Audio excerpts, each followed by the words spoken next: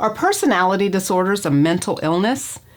That's what I'm going to be talking about in this video. I'm Dr. Tracy Marks, a psychiatrist, and on this channel I talk about mental health, education, and self-improvement. If you don't want to miss a video, which you don't, click subscribe and the notification bell. Today's topic is based on a viewer question from General Repair. And Mr. Repair has asked a couple of times for me to discuss this and has been very persistent.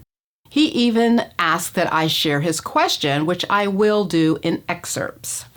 Dr. Marks, just checking in with you. A while back I sent you an email about cluster A, B, and C personality disorders. Still waiting on that video. I have my alert bell waiting for that video to come out. I'm excited to see, yet just checking in with you to see if you made any progress or any plans on putting it out soon. Thanks again. Then he goes on to say, having bipolar disorder and next episode and hypomania is hell. You don't get along with other people. You treat your family like crap. Do you treat your colleagues like crap and can't get a job? Your wife is miserable. Your kids hate you. Most days you feel like you're better off dead. I'm such an extrovert. I had to close my Facebook account because I Donald Trumped the crap out of Facebook, got myself in a lot of trouble with friends and family, which no longer talk to me because I have nobody but my wife and kids left. He goes on to say, having bipolar is like Satan. The devil lives inside of you. There's no escape from these feelings of depression, anxiety, and these crazy, ridiculous thoughts. The constant negativity, everybody constantly complaining about how awful of a person you are, it wears on you. This is by all means no life, no enjoyment. I enjoy nothing, never happy. Yeah, I know what you're going to say, cognitive behavior therapy. Dialectical behavior therapy doesn't work. Medication helps, but it's not the answer. I just keep waiting for life to get better, but it doesn't. You're a patron. Thank you, General Repair, for your transparency. There's a lot mixed in with this question, and he was commenting on a video on mixed mania, but embedded in this question is the overlay of an illness like bipolar disorder on top of a personality disorder. You can see this with the mixture of some of his comments, like his kids and wife hating him and him Donald Trumping people on Facebook and turning people off. Bipolar disorder, which is a mental illness, doesn't make you do these things. It doesn't even make people hate you. Your underlying personality that comes out full force when you're ill is what makes people dislike you. So, just to make sure you understand what I've just said, your personality is your hardwiring and how you react to the environment. But if you have an illness like bipolar disorder or anxiety, those disorders disrupt your equilibrium and can bring out the negative aspects of your personality even more. But those illnesses themselves don't make people do things to hurt other people. So what is a personality disorder? A personality disorder is a pattern of inner experience and behavior that deviates from the expectations of a person's culture. That's the official definition. What's inner experience? Let's look at the classic filled glass example. If you see this as half full and I see it as half empty, we have two different perspectives based on our inner experience. Mine is more negative and yours is more positive. Both perspectives are still correct though, but they take on different or opposite tones. Also with a personality disorder, this pattern of inner experience and behavior must affect 2 out of 4 areas: the way you think, the way you express emotion, the way you relate to people, or your impulse control. Also, the pattern of inner experience and behavior is inflexible, and you see it show up in multiple areas of your life. The pattern also goes back to late adolescence or early adulthood. And the pattern leads to problems like either internal distress or problems in your relationship or your work or school.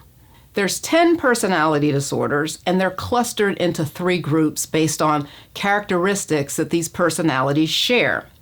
With cluster A personality disorders, people appear odd or eccentric.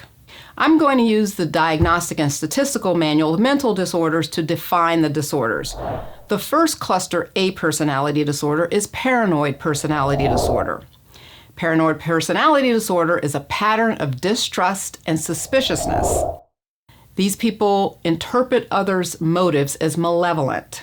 Schizoid personality disorder is a pattern of detachment from social relationships and a restricted range of emotional expression. So this is the loner who's not very emotionally expressive. This can be mistaken for a person with autism spectrum disorder. But with autism spectrum disorder, the person has developmental delays as well, and they have more severe social problems. Schizotypal personality disorder is a pattern of acute discomfort in close relationships, or cognitive perceptual distortions and eccentricities of behavior. And this would be the person who may be heavily into paranormal experiences, and they usually don't have close relationships with people. With cluster B personality disorders, the person appears dramatic, emotional, or erratic. The 4 cluster B personality disorders are as follows. Antisocial personality disorder is a pattern of disregard for and violation of the rights of others. These people tend to get in lots of trouble with the law, or they chronically break the rules without getting caught. Borderline personality disorder is a pattern of unstable interpersonal relationships, self-image, and emotional expression, and they have marked impulsivity. This person's life is very chaotic.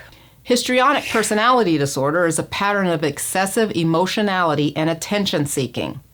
This is the person who is very dramatic and extreme.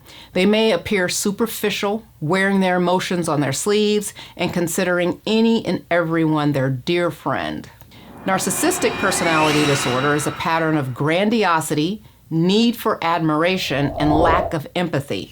Lack of empathy means that the narcissist doesn't appreciate the other person's needs. With cluster C personality disorders, people tend to be anxious and fearful. The cluster C personality disorders are as follows. Avoidant personality disorder is a pattern of social inhibition, feelings of inadequacy, and hypersensitivity to negative evaluation.